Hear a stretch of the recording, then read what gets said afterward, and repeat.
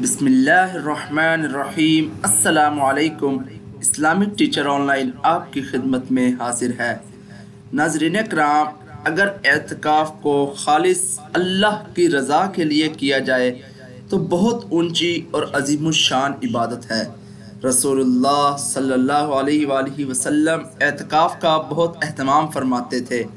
इमाम ज़हरी रहमतुल्लाह अलैह कहते हैं कि रसूलुल्लाह सल्लल्लाहु अलैहि वसल्लम बहुत से काम कभी करते और कभी छोड़ देते थे, लेकिन जब से मदीना मुनव्वरा तशरीफ़ लाए आखिर ज़िंदगी तक कभी भी रमज़ान के आखिरी 10 दिनों का एतकाफ़ नहीं छोड़ा।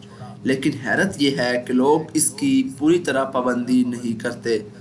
एतकाफ़ करने वाले के मुतालिक रसूलुल्लाह सल्लल्लाहु अलैहि वसल्लम का इरशाद है, एतकाफ़ करने वाला गुनाहों से बचा रहता है और उसके लिए बग़ैर किए भी उतनी ही नेकियां लिखी जाती हैं जितनी करने वाले के लिए लिखी जाती हैं।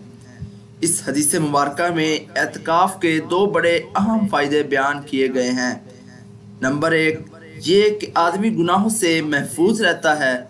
जाहिर है कि आदमी जहाँ भी बैठता है हर तरह के लोगों से साबका पड़ता है और फिर दुनिया भर के किस्से कज़िये पेश आते हैं जिनमें झूठ, सच, ग़ीबत, बहतान वगैरह ज़रूर होता है।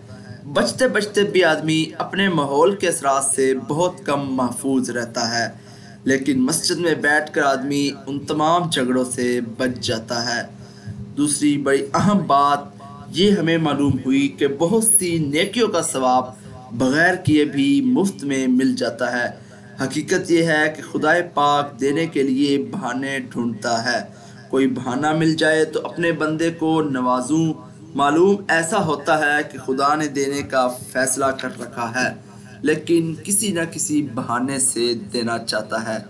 एतकाफ़ करने वाला चूँकि बहुत से नेक काम, जनाजा की शिरकत, मरीज़ की इयादत वगैरह सिर्फ इस वजह से नहीं करता कि वो मस्जिद में गिर गया है, तो कहीं बंदा ये न सोचने लगे कि अच्छा एतकाफ़ किया, सैकड़ों इबादतों और अच्छे कामों से रह गया, इसलिए खुदाए करीम ने बग़ैर किए ही ये सब सवाब उसके लिए तय कर दिए।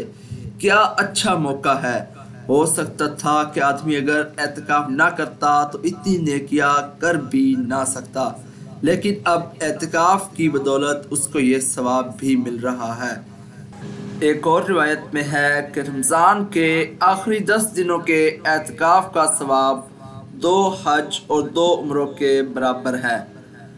कदर करने वालों की ज़रूरत है। अगर किसी काम में दुनिया का इतना नफ़ा तो क्या, उसका 10वां हिस्सा भी हमको नज़र आता तो हम खून पसीना एक करके किसी न किसी तरह उसे हासिल करते, लेकिन दीन के कामों की हमारे दिलों में कोई कदर ही नहीं।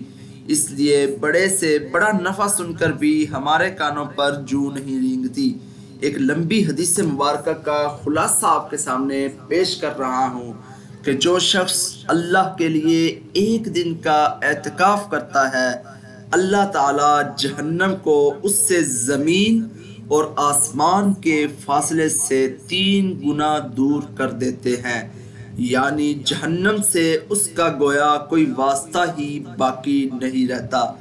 लेकिन हम में से कितने होंगे जिनके दिलों में ये तमाम फ़ायदे अजर व सवाब सुनकर एतकाफ़ का शौक़ व जज्बा पैदा होगा और वो एतकाफ़ के लिए तैयार हो जाएंगे। कम से कम इस सवाब के हासिल करने का एक बहुत आसान तरीका ये है कि 5 वक्त जब नमाज के लिए मस्जिद में दाखिल हों तो एतकाफ़ की नीयत कर लिया करें।